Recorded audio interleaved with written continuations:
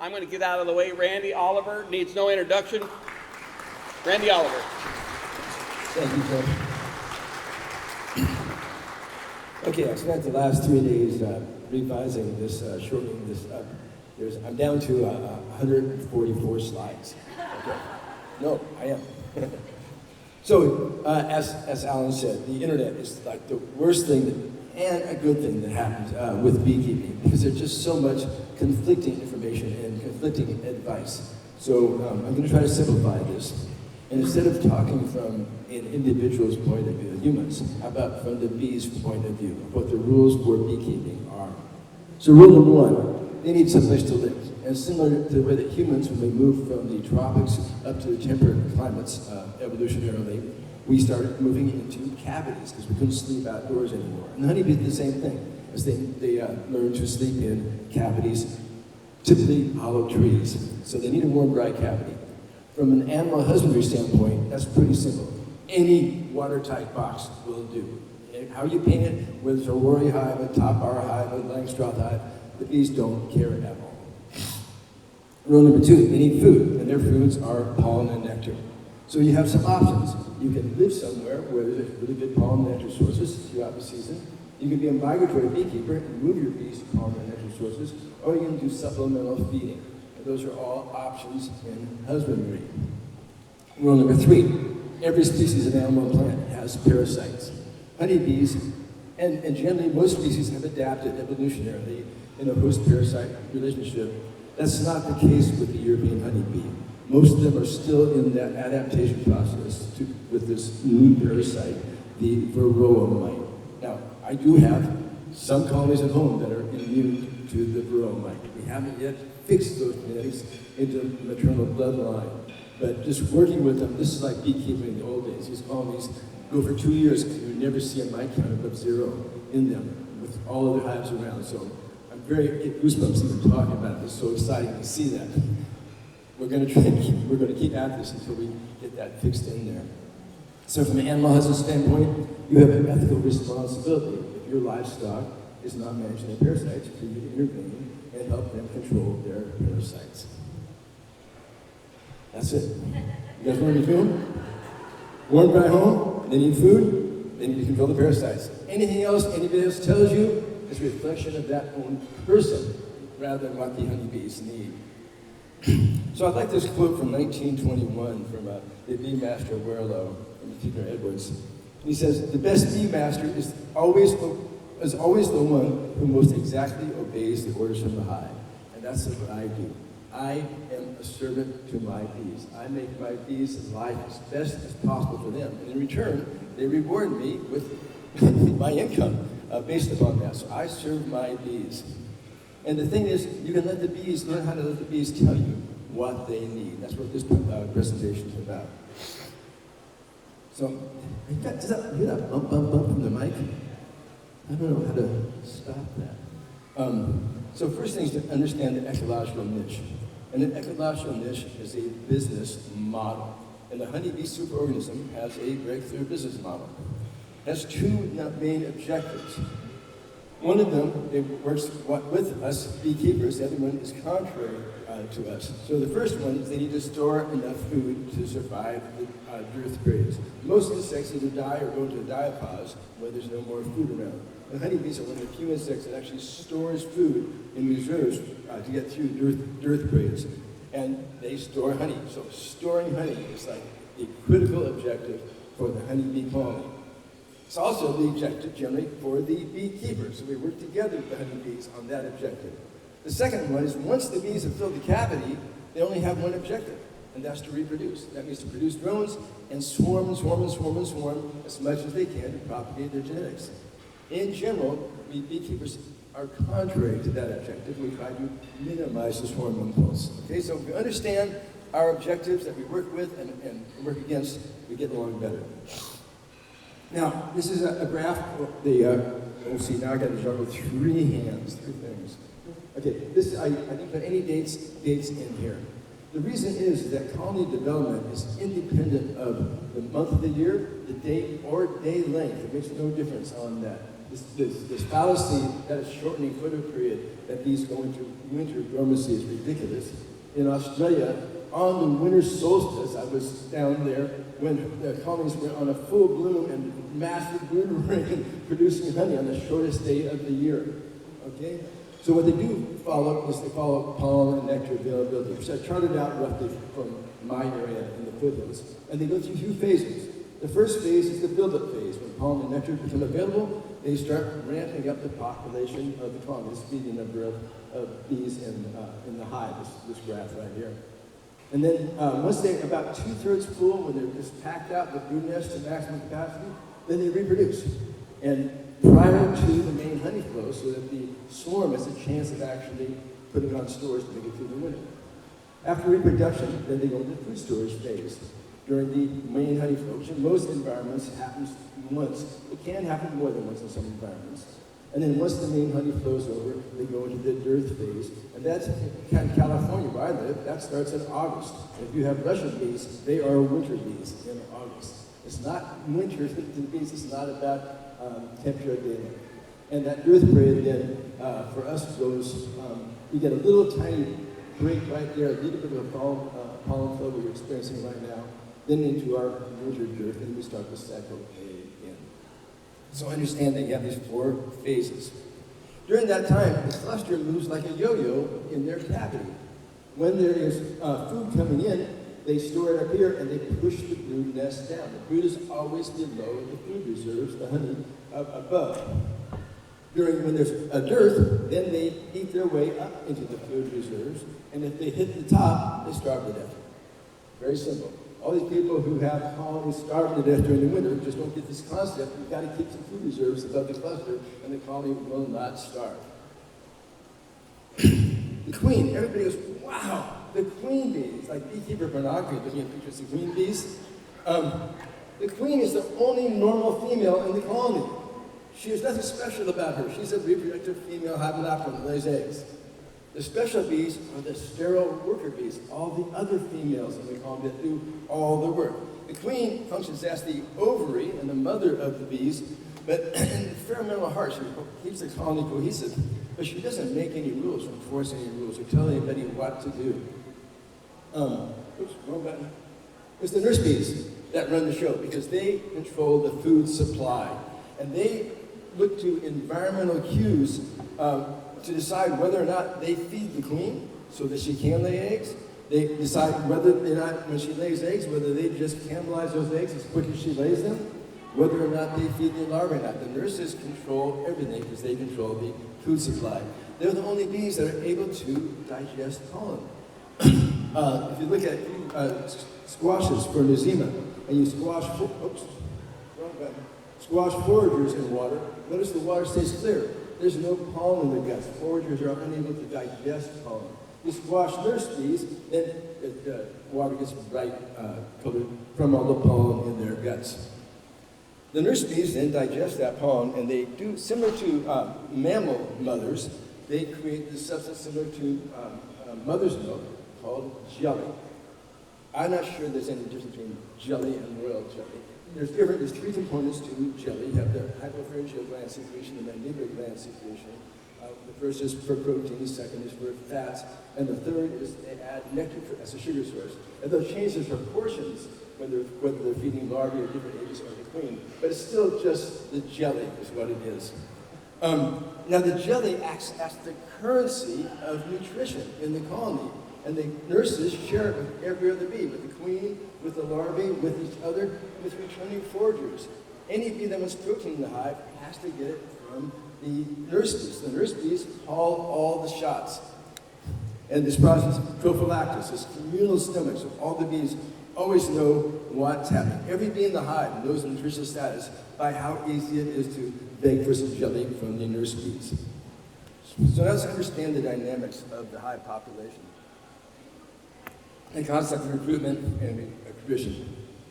The way the honeybees deal with any problem is they just recruit more replacements. It's like being in a battle against nature all the time.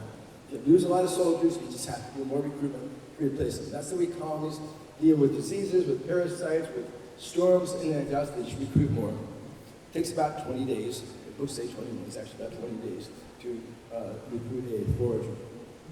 Attrition is the death of, or the aging out of bees, which has nothing to do with chronology at all. It has to do with how many days they fly. 8 to 12 days of foraging typically, and a forager wears out and it dies. If it doesn't fly, it doesn't die. Foragers can live for a whole, or workers can live for over a year as long as they don't fly. Okay? Typically it's about 35 days, right? And shortened if they are parasitized or diseased. So you get this balance of recruitment versus attrition. What I did is I plotted out here for a normal colony growing from down less than 10,000 bees up to 50, which would be 1,000, which would be a very, very large colony. Typically colonies around 40,000 bees. This would be your net daily gain or loss in number of workers in that hive. And during this rapid vivipot period, you're gaining about 500 new workers every single day during the springtime.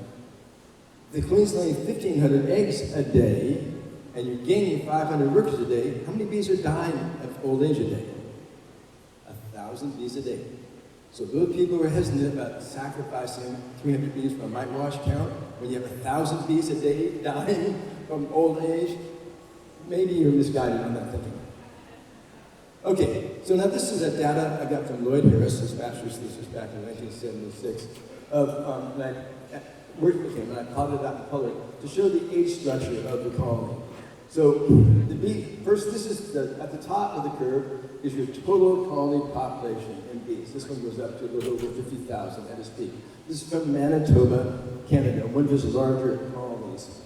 This is the amount of eggs, larvae, and pupae in the hive at any time, the dotted line right here. The color code is these are bees workers that are less than 12 days old. The orange is 13 to 24 days old, then 25 to 56 days old, and you don't have very many workers ever making it to 50 days of age. This is all on my website, you can see this. This is the average age of the bee in a hive, a worker in a hive, where we're getting up to 250 days old for those workers right there in Manitoba, Canada. And then here, now we're down to all teenagers. So for most of your active season, you have a bunch of very young workers in the hive. During the winter, they can be very old. They look the same to you, but they're bees of very different chronological ages. And we're going to return to this over and over, and we'll start with so you have these long-lived workers during the winter. We often call winter bees or diutinous bees. In my environment, we get them also during August and September, these long-lived bees. This is the spring turnover, typical swarming, the main honey flow for Manitoba, Canada, and then the fall turnover. And I'll return to each of those seasons. So what I did is I wrote a series of articles years ago in the American Bee Journal on my website called Understanding Colony Buildup and Decline. And it goes through each phase of the year how the biology changes. I'm going to very briefly go through it pictorially. Now, Alan talked about all beekeeping being local. Absolutely. If you're getting advice from somebody in Connecticut and you're trying to keep bees based upon that advice here, or somebody in Texas, forget it. It's very, very local. So what I suggest is that every neighborhood, or where I live, the neighborhoods may be 2 miles apart. So it might be 1,000 feet elevation change in 2 miles where I live. And do a phenological table based upon not the date, calendar date, but on what's blooming at that time. So put in your different plants that bloom, overlay when your typical swarm season is, when you have nectar-eaters, whether you have toxic plants. We have a California buckeye that's toxic to honeybees, when that's blooming, and make this out, and that's would really help the other beginning beekeepers in your neighborhood to have this chart for your individual neighborhood. And then you can overlay management. And all your management decisions, what I found is look at your final objective and count backwards the number of days to reach that final objective. So all of my beekeeping management is based upon knowing which objective I have to make money on. I'm a pollination, I have to pollinate a certain strength on a certain day. I know when my main honey flow is happening, I know when I'm going to do nuke sales. All of those I count backwards from that objective to my management. So I'm a proactive beekeeper rather than a reactive beekeeper. So, and I suggest that you make your decisions based upon the biological needs of the colony. And what I've heard here is your weather this year was very different from normal, as it was in California, and the biological needs of the colony were very different this previous year than they were the year before that, and probably next year. The other thing is, excuse me, my advice before we had Varroa is if you don't know what you're doing, don't do anything. Just leave your bees alone. They'll do better without your help, okay? Now with Varroa, most people will have to intervene. But other than that is, before you ever think about cracking the lid of the colony, know exactly what you're looking for, what you're going to be inspecting, and what you're going to do if you see this thing. Have your plan of action out before you ever crack a colony. A typical inspection for me takes about 15 seconds for a colony. And I've learned everything I need to know and I can make all my management decisions, okay? So, but have your plan before you crack the lid of the colony. And learn how to read the combs, which is what the rest of this presentation will be about. So what you're going to do, you're going to take a look at the honey. If the honey is freshly capped, it still has an airspace, and the cappings look white. If the honey's been there for a while, the airspace has dissipated out, the cappings touch the honey, and the honey looks dark. Okay, the honey color didn't change, it's just whether the airspace is there or not. So it tells you whether it's fresh cappings or old cappings. You look at any bee bread or pollen. If the pollen is fresh, it's powdery looking, it's not shiny, light color. If they have fermented the bee bread, then it looks shiny and it's pressed down smooth. Then you have your nurse bees, which are feeding on the pollen here. And then open brood, which is your eggs and larvae. Then there's sealed brood, or also known as Varroa food. And if you see this, you are not only a beekeeper, but you are a Varroa keeper. Some of you will be much more successful at keeping Varroa mites than you will be at keeping honeybees. So now the question is, if the nurse bees run the show, nurse bees don't fly. How the hell do they know what to do? How can they assess the outside environment? Let me give you a view of what the nurse bees see.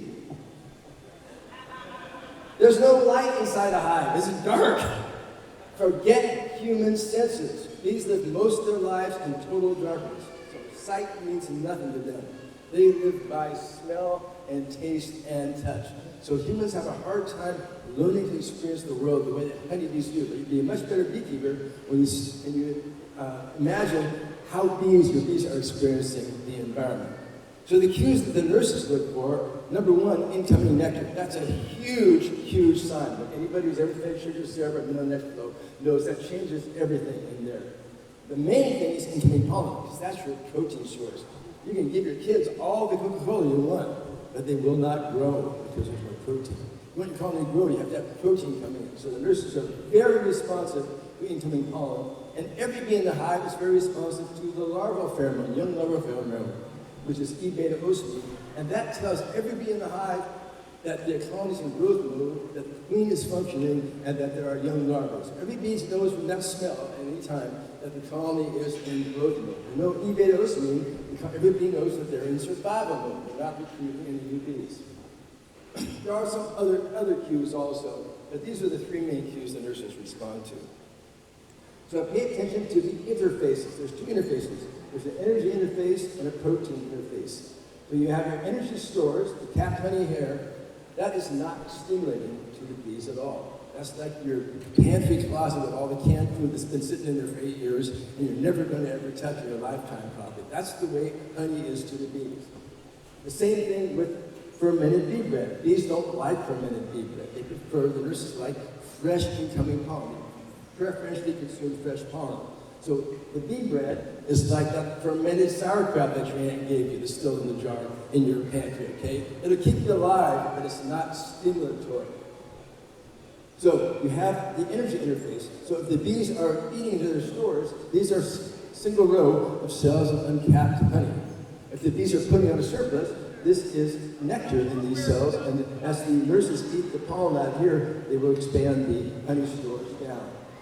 This interface here is if between the surplus bee bread and the actively consumed pollen that the foragers put right here. This means there's a surplus.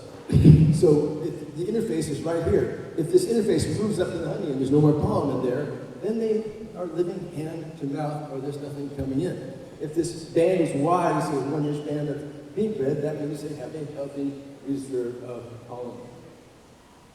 The nurses respond to the incoming pollen, not stored pollen. Okay? Bee bread is not stimulative to the nurse bees. That's survival food. What they want is the foragers coming back with the pollen. Preferentially puts it right in the middle of the brood, in the cells where a worker has just emerged from there, and the nurses immediately consume it. Beekeepers often don't notice that. They look at the band of bee bread around and think, oh, that's where the foragers put it. No, that's the last resort for where their foragers put it, because they can't give it to the kitchen. They have to go put it in the pantry instead, because the kitchen has excess right here. So always, this is the pollen that you look for. That's what stimulates the nurses. This also has to do with if you can pollen stuff, where you want to put it. As soon as it's an inch away from the nurses, it's less stimulatory than when it is right there with the nurses. So here's our unconsumed surplus, and here's our stimulatory pollen right there. So let's go through the 4 seasons of the year. Am I, you guys hearing me okay? Okay, great. So the first 2 are tree pollens. Where I live, it's alder pollens. Alder trees are the first thing that blooms. If we have good weather, beekeeping is easy. In January, we have sunny weather, we can just sit back and relax, and we're going to be built for almonds. If it's rainy every day during January, then we really have to change our management there. So that's alder pollen. And alder pollen, forget what the books say about wind pollen, tree pollen, not being nutritious. It's completely nutritious. I've proven this experimentally. They do just fine on the alder tree pollen.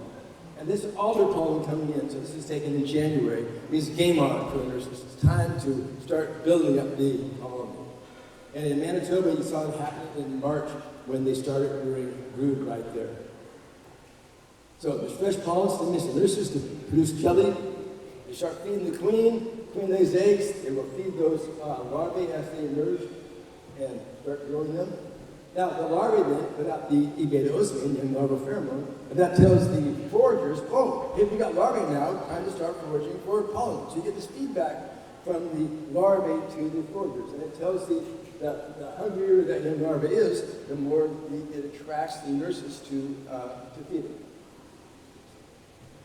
So they build up for a while, then we get to the spring turnover. And this is the spring turnover here happening in Manitoba. And what happens is, as those winter bees, which are essentially immortal bees, they start feeding the larvae, and they can act as nurses for a very long time. They get pushed off the brood combs by the emerging young workers. And then that's what changes them from nurses to mid-age bees. And after doing mid-age duties, home building stuff, they will shift to foraging, and then 2 weeks later, they're going to be dead and worn out. So once they start feeding larvae, you know that it's going to take 3 weeks before the replacements come out. Maybe in weeks, in about a month, all of these bees are going to be dead. So they live with almost no nutrition all through the winter. They start rearing brood, and they disappear to almost nothing. And that's just normal. They have to rear their replacements during that time. This is the hardest time of the year for the colony, because at this time, look at the ratio of adult bees to brood. You got twice as many or more eggs, larvae, and pupae than you do worker bees to take care of them. Very, very trying. So when we, in California or anywhere, you get a freak snowstorm or rainstorm right at the turnover, that just kneecaps your colonies. 2 years ago in California, we got hit by 2 feet of snow right at the spring turnover. It just was awful for us. So it's what takes these bees out of that nighttime state is shifting into foraging, and then they wear out quickly. So here's a picture in January, one of my colonies. Look at this beautiful brood pattern here on the alder pollen. Notice there's almost no protein left. So this would be late January when alder bloom is going. These are all geriatric old bees just trying to keep all their babies warm. They got to keep them warm until they emerge. And this is where some of the pathogens and parasites come into play. So yes, this stress during the spring turnover can be very rough. Notice the different pathogens are seasonal, so you don't have to worry about Nosema during the summer. You don't usually worry about the European foul brood once the weather warms up. There are a couple of strains that will persist. Chalkwood, typically a cool weather disease that happens. Grow it, you're typically going to notice the effect later in the season, even though it's having an effect all along. And then if you get these paralytic viruses, the combination of paralytic viruses and eczema during the winter, the colonies can be toast. So this picture I took 400x from a honeybee midgut. So this is a breathing tube, a trachea here. Every one of these little white ovals is a nosema spore. That's what the affected gut of a bee looks like with nosema. They can have close to 1 billion spores in their gut, okay? And it's tough on the bees. And what we saw during CCD back in the 2000s, that was completely correlated with the invasive wave of nosema surrani. And what we saw is typical nosema symptoms that were already well known. So this is in January. Look at that big patch of brood right there. And I look at that colony and go, oh shit, this dog's gonna die. Because in cold weather, that number of adults could never have kept that much brood warm on a cold night. Which is telling me that the adult population is dying faster than recruitment. You get one cold night, and you come back, it looks like this. Those adults, on that cold night, they couldn't keep it warm, they clustered up, they abandoned the brood chilled, the next morning the bees come out, they pull out all that dead brood. Look at, here's the bee bread. That's how big the cluster was a couple of nights before. Okay, and we had these sudden collapses, and that was what was CC. Anyway, if you see this, if you want to know what nosema collapse looks like, this is the collapse from nosema. Many people misdiagnose, blame things on nosema that are not nosema. Number one is dysentery. There is no evidence whatsoever that any nosema species causes dysentery. Not nosema avis and not nosema surrani. There's emphatic, strong evidence that neither one ever did. Okay? So I hear beekeepers all the time, the books say, oh yeah, this is a sign of dysentery. This is not a sign of dysentery. This is a sign of water imbalance in the gut, or sometimes amoeba infection. But if the bees do have dysentery and they start pooping inside, that will spread nosema spores and can exacerbate the problem. But just because you see dysentery does not mean nosema. If you want to know if you have nosema, you got to take a gut and take a squash and look under the microscope. And these are the nosema surrani spores right there. By the way, this is the pollen grain. This would be a typical bee hair right there, another type of pollen right there. So nosema, now called viromorpha, is an enigma. In general, it doesn't. It's a parasite that you see when there's pollen being coming in the colony. So it moves when there's pollen flow on. When there's not much pollen flow, it disappears from the colony. But if the colony has a good nutritious pollen flow coming in, it usually doesn't make a whole lot of effect on the colony. It's not whether the spores are there; it's what percentage of the bees in the hive are actually infected. That's very easy to tell if you squash 10 bees one at a time under a scope. Once you get over half the bees in the hive infected, then the colony starts to slow down. And don't take those bees from the foragers, take them from the house bees. Okay, once you get past the spring turnover, we can go to the linear growth phase. And as long as pollen's coming in, they can grow quickly. So if you have a Canada where you have these massive pollen flows in the spring, you get these huge colonies that we'll never see in California because we don't have that amount of resources coming in. Nolan, back in 1932, studied package bees for a number of years and plotted out these growths. And what caught my eye, it wasn't an exponential curve, it was a straight linear curve. And they grow for about 40 days straight linearly, increasing tremendously, and until the attrition comes in equilibrium with recruitment. Then it happens at about 40 times the recruitment rate. So if they're recruiting 1,200 bees, larvae every day, you're going to come in, it's going to be about 48,000 bees in the colony. So, colony builds up very rapidly in Manitoba by the linear growth. Now, during that time, they may be living hand to mouth. You may have booming colonies. So here we're putting second brood chambers onto singles that are overflowing with bees. But if you're not paying attention, these guys can be right on the verge of starvation. And one little bit of rain can hurt them. Understand that you have a turnover of the colony adult population about once a month. That requires pound to 2 pounds a week of protein just to provide the replacements for those bees that are dying off. So here's a typical expanding colony, some fairly fresh honey right here by the white cappings, but almost no reserves. By morning, they may have all that consumed. So go out early in the morning, you may not see a single bit of pollen in the hive. They're living hand to mouth. And then I don't know about you, you guys get any rain up here, but now where we live, back before the drought, we typically in March or April, we might have 20 days in a row with rain. So that really, really hurts the colonies. And we have a lot of that this spring. I heard that you guys had that too. It's really tough for them. Within 45 minutes of rain starting, the nurses start cutting back on the amount of jelly that they give to the larvae. Carl Kroshan in Germany did that with putting lawn sprinklers on the hives. The nurses respond immediately to rain and to lack of incoming protein. And when I plotted out Roy's data, I thought, well, should I smooth out this hiccup right here? I said, well, let's see. So I looked back at weather history from Manitoba on that year, and guess what? A cold rain snowstorm moved in right then, and they cannibalized the brood, and then they recovered after that. So we get these hiccups in buildup.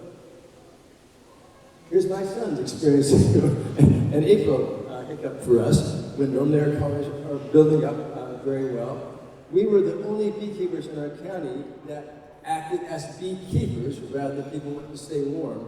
And we were out working our bees and feeding our bees every day. Every other beekeeper's colonies 4 days later looked like this. They'd eaten all their honey, all their pollen reserves, and eaten most of their brood. We were the only beekeepers in the county that made any honey at all that year, because we were out there feeding our bees during that storm. We're also, with climate change now, we have yards where we put nukes out in the same yards for 35 years. And now some of them are starving right during the spring in good weather because of the bloom changing. So we're in a changing environment with climate change. We walk out and here's nukes with dead bees. Now the nuke doesn't die. Once the nectar flow starts, or we put a jar of syrup on, there's enough bees to recover. But we're seeing these dead bees. This is a whole new phenomenon that we had never seen, but we experienced this the last couple of years. And German starvation is avoidable. That is something that husbandry you can take care of and avoid starvation. Any kind of sugar will do it. If the bees are already moving really slow and chilled, you can't just put a comb of honey in there so they don't have energy and movement. You gotta actually pour sugar syrup over the top of the cluster. We saved a big colony in almonds once with a can of Coca-Cola. It was the only sugar source we had. Boy, you could put combs of honey from their hives in, but the bees couldn't access it. So we put the honey in, pour the can of Coke over them, and they start moving, and they could then start using that fluid. Here's a picture of me treating my bees better than I treat my own children. My sons grew up when we have rainy weather in the springtime. They know we wear foul weather gear. We work all day long. Sometimes we wear foul weather gear every day for a month, working our bees. Somebody said, Randy, you're out feeding your bees when it's raining and snowing? I said, well, duh. When it's warm and sunny, they feed themselves. Okay? Your job as a beekeeper is to take care of your livestock when they can't get food themselves. So a good beekeeper works in foul weather gear all during the bad weather during the spring. Now, they're putting on pollen substitute right here. If they don't have enough reserves, we'll also put on a sugar syrup. Now, people often don't realize that when it's raining, colonies get very, very thirsty. There's no nectar coming in, and there's no water foragers. And they don't walk out and suck up the rainwater. When that rain stops, you watch what the foragers do. They immediately go to the water source they were trained to, the pond or whatever, and they'll be desperately getting water. But they don't see rainy days as a source of water. So putting on the sugar syrup gives them a source of moisture when it's raining. Now you may want to do a hive inspection while they're building up. And like I said, typically you pull one frame comb out of the upper brood chamber and take a look, and I go, wow, we got nice honey reserves here, we got some bee bed reserves here, beautiful brood pattern, got enough bees, bingo, those are done. Okay, Be aware when you pull out that frame of sealed brood, this is also one great big frame of varroa food. So you are not only being successful at raising bees in the springtime, you are also rearing varroa. Many beekeepers make the mistake of not realizing that you're rearing varroa at a high rate in the springtime prior to swarming season. That is a critical time to control varroa. In the springtime, most of the mites are in the brood. Prior to swarm season, roughly 80% of the mites are in the brood. Later in the year, it's generally 50 to 60% in the mites, half and half in the brood and on the adult bees. But prior to swarm season, 80%. That means only 20% are on the adult bees, and 95% of them are on the bees' bellies. So if you see a mite on the back of a bee, you probably already have a problem in springtime. So the recommendations to wait to a 3% infestation rate in springtime are ridiculous. If you want to have healthy colonies, you want that down to be close to 0% prior to swarm season. Now, if you see spotty brood, that often indicates a disease problem. So you look at the larval age progression, and you'll see larvae stepping down in age evenly as the queen goes in circles and lays eggs every day. So here's this age progression, healthy, and you see very few missing cells, means very high larval survival. Now, here, look at this. You got young larvae next to old larvae. Scattered pattern. That means those larvae were dying of something, of either cannibalism or disease. Now you do more inspection to figure out what the problem was. You may see chalk brood, where you get these hard, chalky mummies right here with this distinctive pattern with a little tan-colored oval right there. There's no treatment for that. And chalk brood changes. Just like with COVID, it has variants that vary every year. And some years you're going to get a new variant. You're going to see it in colonies, and the next year, it's going to go away. And the beekeeper next door goes, oh, I fed my bees this, or I fed my bees that, or I did this magic chant over my hives, put crystals underneath the hive pepper. None of those were the reasons. It goes away because the bees generate this transgenerational immune inheritance to the new variant. European foul brood. We're going to have talk about that later. This is normally, back in the day, a non-worry about disease. You knew once you got a pollen flow, it would disappear. We do have some variants now that do not disappear, that die on during the summer. So when we get those variants, they hit California really hard, about 8 years ago, just wiping us out. Also during the CCD, we have a variant. We haven't seen much foul recently for us. And most strains are susceptible to oxytetracycline, and one treatment will take care of it. Now, if you see mixed pollen colors, you generally have good nutrition in the colony. But some plants, like the dandelions, lack some essential amino acids. If you have a colony in a cage and you feed it all the dandelion pollen that they can eat, that colony will starve to death and die. Okay? It needs those critical amino acids. So if you're getting one ton of pollen coming in, you're not clear whether that's going to be nutrition complete. The other thing we get, you guys, I don't know if you get it up here, do you have blackberry rust fungus up here? You get the fluorescent on the blackberries. Our bees in September gather that and they make this fluorescent bee bread like this, and you think, I couldn't figure out why our colonies were going downhill in September, and you realize, look at, we got larvae dying next to all that bee bread. That tells you something, and I found out they're being fed this non-nutritious fungal spores, and it just, the colonies go downhill. So when we see this, we feed pollen stuff, and then immediately you get jelly and healthy larvae again. So pay attention if you have blackberry rust fungus in your area. It tricks the bees into gathering spores. The best thing to do is just to look for the amount of jelly. Look for the amount of jelly around the second instar larvae, not the first instar, the first day, the second day larvae. A well-nourished colony will have jelly wall to wall in those cells, similar to this right here. This is the thing that we really changed our management, learning how to assess the nutritional status of the colony. So abundant jelly, just barely enough jelly to keep them alive. So these workers will emerge, but they will start foraging at an earlier age and be short-lived workers. Even though they look the same, emerge the same, they're not the same because they were not fed to excess. So swimming in jelly, that was good. Just barely enough jelly, they'll live, but they're not going to be the same. Okay, so now we get up here and turn the top out on brood work. Colonies full of sealed brood. that's the time to reproduce. This happened in Manitoba right here, the typical swarming season right here. And the colony sense that they filled the cavity. Keep that in mind. That sense that they filled the cavity, there's no other reason to live other than to reproduce now. I want to keep them ever feeling that feeling. And then you start getting fresh nectar coming down, and the queen, they start backfilling the brood cells. The queen can't lay eggs. No E-beta-osmine, no larval pheromone. Anytime that the bees don't smell the young larval pheromone, they go, oh shit, we got a problem.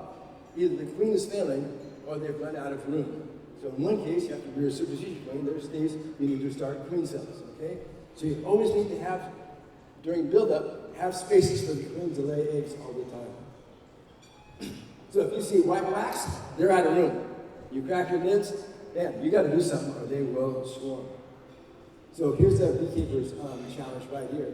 You want you build your colonies that are really strong to make honey crop, but you don't want them to swarm. This is I got a whole PowerPoint just on swarm management. The number one thing I will tell you is always have empty drawn comb immediately above the brood nest for the queen to lay in. You can actually, by adding that in there, they will tear down swarm cells in the first course.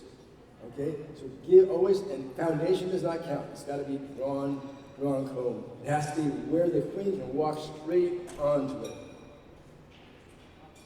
Once you get to this point, queen cells hanging out, it's too late to do management. You got to split the colony. And you got all the PowerPoint just on how to split colonies. This is colony reproduction, the swarm living. Now, some beekeepers let the colony swarm. We want to avoid swarming at all costs. First thing, it reduces your honey crop. You worked hard to get all these bees that you don't want to have half of them fly away. They become a nuisance to the neighbors. You get all these swarm calls. If they establish a colony, now you have competitors for your resources out there. And roughly 70% of the mites are left in the parent hive. The swarm only takes about 30% of the mites. So it leaves most behind, so it actually hurts that colony. And if they do establish, they become varroa factories that then are going to flood your hives with varroa mites later in the season. So we want to avoid swarming at all costs. Now, at swarm season, you've got to realize that if you look at brood, that one adult worker covers 3 cells of pupae. That means you have a 3-to-1 expansion when that emerges. So a frame of sealed brood emerges into 3 combs covered with workers. Okay, so that's why you have this very quick recovery of the colony after swarming. So what we do is we kill 3 birds. We actually kill 4 birds in one cell. We split all of our colonies after almost just before when they get ready for swarming. Split them into nukes, put in a queen cell, which creates an induced brood break from the queen cell, dribble them with oxalic acid 18 days later, which takes care of varroa.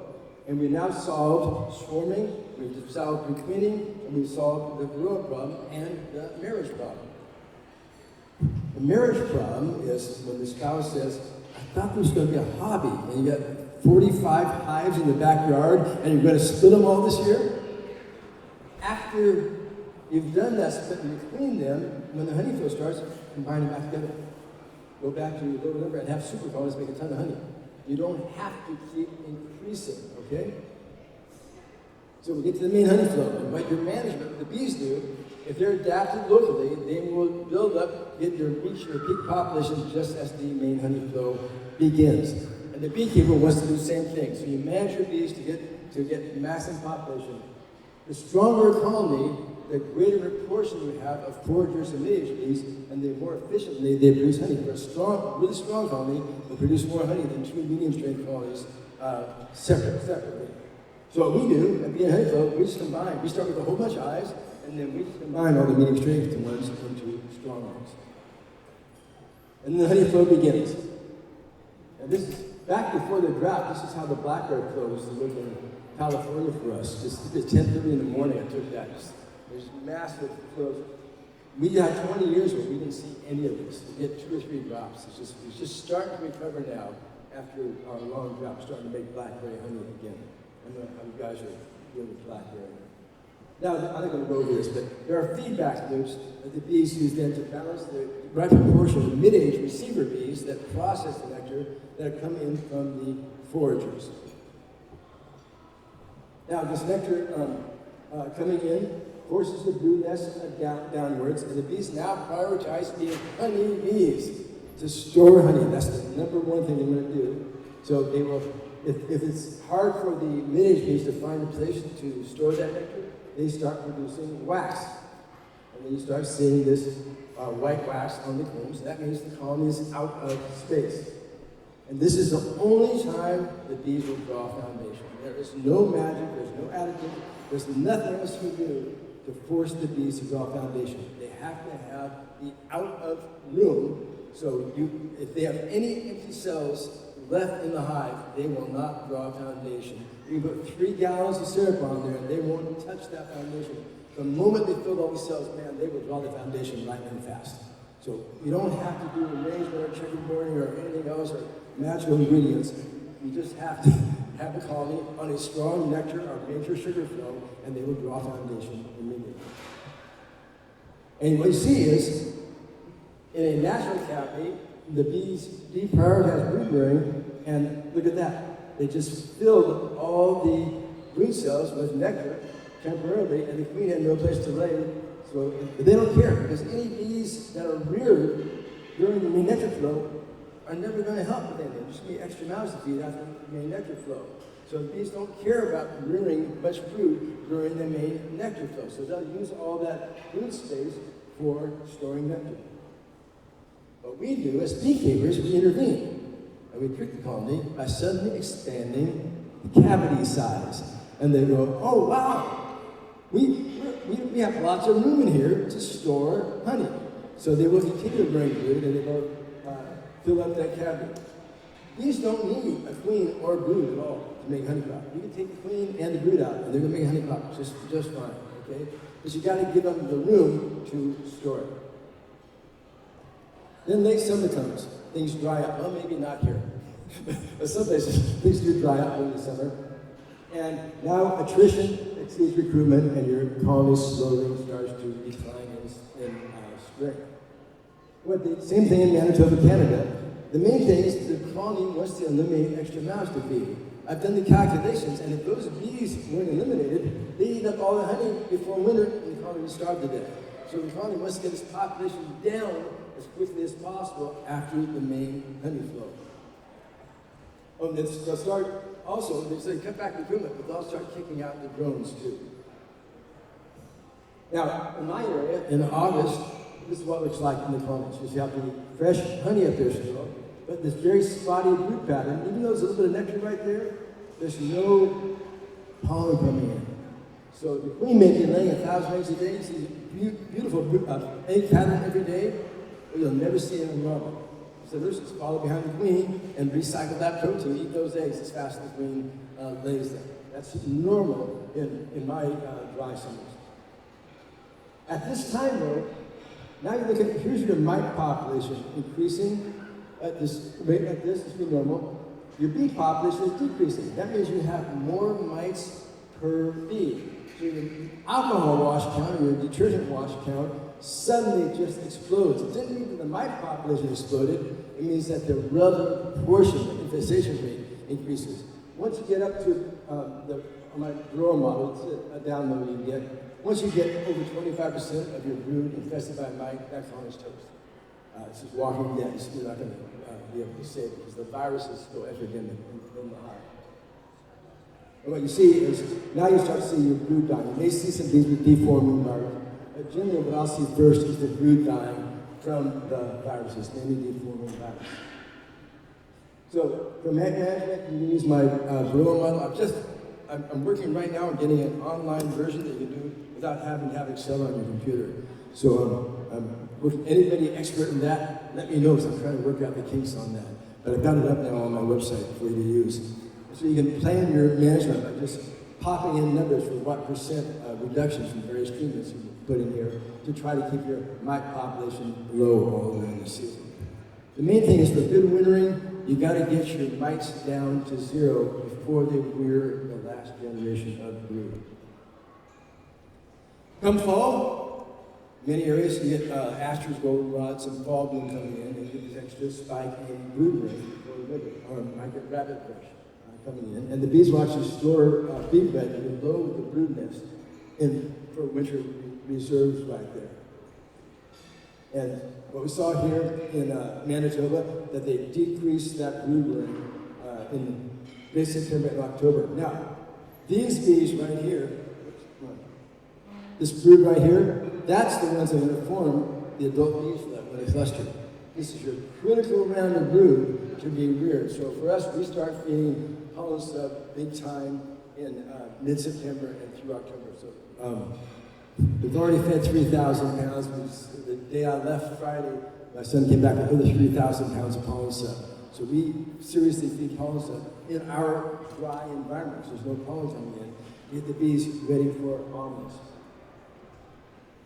So first thing we do, we get our mite counts down to 0 so that they can rear that brood that do not have a virus infection. So they can make long-lived bees to make it through the winter. So first, control the mites, then feed protein only if necessary. That can have an almond pollinator. You don't care about having a big cluster going into the winter. That's not important. This means you have early swarming. So I don't know how many of you are almond pollinators. So don't just follow what somebody else says. Find out their objective. So we're working for February 15th. We want to have 16 frame colonies, so we get paid top dollar for that. If you're a hobby beekeeper, you don't want a 16 frame colony February 15th because they're going to swarm. Okay? If they don't eat that pollen stuff, we just flip the lid and walk away at the same time. They're not going to make it. We don't waste your time on those. So we often will feed pollen stuff and syrup to top off, get the reserves. We don't have enough honey. Also, that syrup gives the nectar, the water the nurses need to produce jelly. Very stimulatory. And then the first frost comes. No more bloom after the first frost. You see this happen in Manitoba right around the 1st of October, and brood rearing just stopped due to no pollen coming in. So these workers emerge. They start to develop, eat that last bee bread in the hive, fill up their fat bodies, and they will become arrested nurses or diutinous bees, or winter bees. And they will fill their abdomens full of their fat bodies to hunker down. They will consume a little bit of pollen, the bee bread, during the winter to maintain their protein reserves, but not very much. So then at the fall turnover, any bee that was a forager ages out from flying, leaving only those last ones that emerge to then become the winter bees. So the good old rule of thumb was take your winter losses in the fall. Combine your weak colonies. Now, we never combine a weak colony with a strong colony, because there's probably a reason that weak colony is a weak colony. And we don't want to put that reason on the strong colony.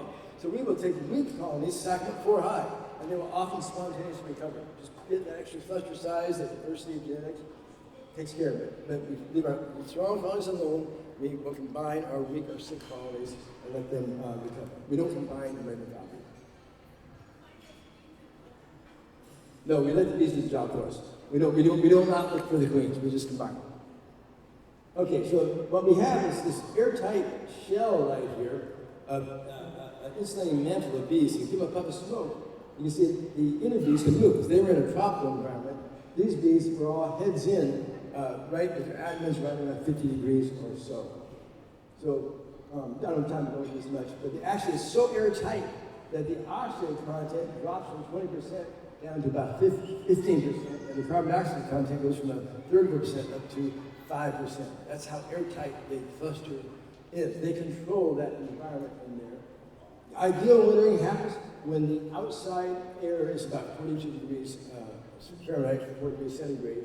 At that point, there's no temperature difference. There's no heat loss because the abdomens of the manabees are the same temperature as the surrounding air. So ideal wintering happens if you happen to have temperature gauges and you want to play with insulation. You want to have the air on the outside right around that 42 degrees, 42 to 50 degrees Fahrenheit. Bees also prefer minimal ventilation in the summer. Okay, you will see many, depending on your race of bees, many colonies with propolis means pro in front of olis the city. It's called propolis because the bees close off the entrance to the city with these tree resins, propolis. So that they will close it off. They don't like much winter ventilation. And they really like top insulation. See how it melts there? If that snow is melting, that means you're getting condensation in the middle dripping on your cluster. So by putting on an inch of styrofoam insulation, you can avoid that condensation on the cluster. And then I shifted the date so you see these long-lived winter bees hold the fort for the winter until the pollen flow starts again in the springtime. They may do some midwinter brood rearing, and the best explanation for that is that they're doing for water balance. The nurses can't evaporate enough water from their bodies and their guts get full. They don't want to defecate in the hive, but if they produce jelly, they can put that water, take it out of the gut, purify it, and add it to the jelly. So that it may be for water balance, this midwinter brood rearing. One of Lloyd's colonies came out of winter storage with more bees than it went in with. So from that brood rearing. So that winter brood rearing is very common, and normally November worldwide is the least amount of brood rearing. Worldwide, German colonies go then in December and January. Rear some brood during the winter. Now, if you're an almond pollinator, you can do late winter stimulation to simulate a late winter pollen flow and feed pollen stuff to kickstart that colony. You would not do that if you're a hobbyist trying to avoid swarming. And then finally, the first pollen comes in again in the springtime, and the cycle starts again.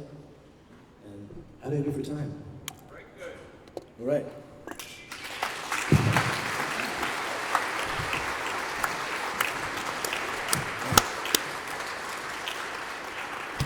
You want to take one question? Sure. I don't know what time it is. So Well, we have like 2 minutes for a question. okay. One question, short answer. Hey, he's teasing because many of my answers will take 2 hours to a simple question. Yeah. If you want a real answer, and you ask somebody who knows what they're talking about, don't expect a one-sentence answer. Okay? Go ahead. Short answer, short question? Yeah. You're saying you go in the hive, it takes 15 seconds to inspect the hive. You're saying I inspect your hive in 15 seconds, yeah? But a lot of people here first, Right. they should spend more time. Oh, first-year beekeepers. Here's my advice to first-year beekeepers. We sell 1,000 nukes every spring. We have signs on our driveway and a loop. The cars come in to pick them up. And when they come in, my son say, "Are you a first-year beekeeper or experienced beekeeper?" You say, "First year, oh, get a nuke from this side." If you're an experienced beekeeper, you get a nuke from this side. The experienced ones get a nuke that's going to be swarming in 3 days because it's just ready to explode. The first year, we give them a weak nuke. You don't do a first-year beekeeper any favor giving a nuke that's going to be filled 10 frames of bees in 2 days, okay? You want to start with the weakest colonies you can and get out there and bean them 2-3 times a week, inspecting gently those frames and learning your bees. You can't learn, it's very hard to learn bees in a great big colony that is defensive. Much, much easier in little weak nukes. So if you're a first-year beekeeper, I suggest you find somebody who can give you or sell you some weak nukes, and get out there in there. You go in there every day if you're gentle. Now, you're probably going to kill queens as you learn technique. You have to replace them. But you're going to learn watching the brood develop, watching how the colony develops. That's the best experience you can get as a beginning beekeeper. All right. Thank you. Thank you, Randy. You bet.